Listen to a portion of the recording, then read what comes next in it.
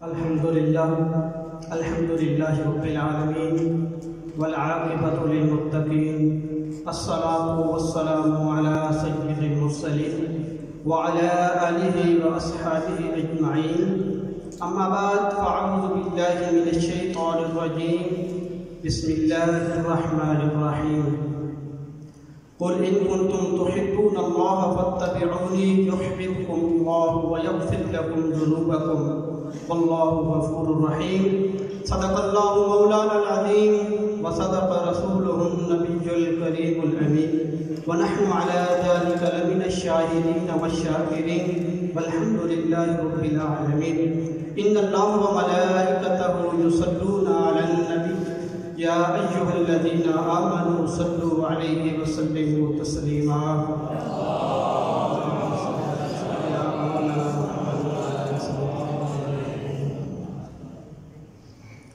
حمد و ثنا کے بعد میرے نہایت واجب الاحترام علماء کرام اور سامعین حضرات، میں نے آپ حضرات کے سامنے قرآن مجید فرقان حمید میں سے ایک آیات مقدسہ تلاوت کرنے کا شرف حاصل کیا ہے۔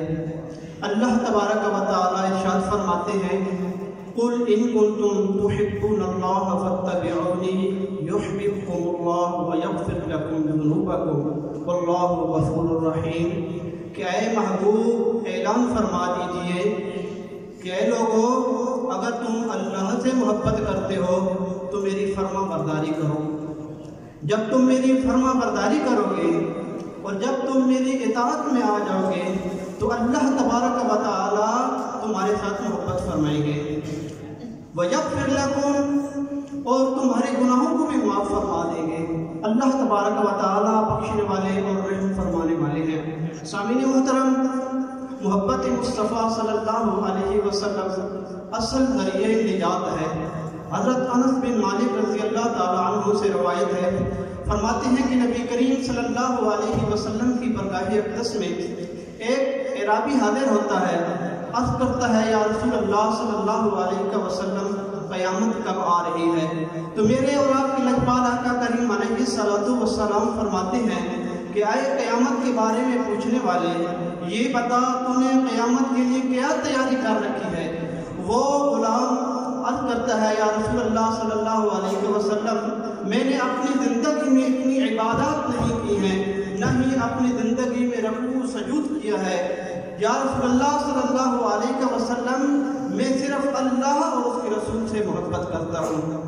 تو میرے اور آپ کے لجپال آقا کریم علیہ السلام نے فرمایا کہ اگر تو دنیا میں میرے ساتھ محبت کرتا ہے تو کل قیامت والے دن میرے ساتھ ہی اٹھایا جائے گا۔ سامعین محترم، آج یہ دنیا فانی ہے، اس نے فنا ہو جانا ہے۔ جو لوگ آقا کریم علیہ السلام سے دنیا میں محبت کرتے ہیں تو کل آقا کریم علیہ السلام کی شفاعت ان کو نصیب ہوگی۔ اللہ تبارک و تعالی عمل کی توفیق عطا فرمائے اور آقا کریم علیہ السلام کی سچی محبت عطا فرمائے۔ وما علیہ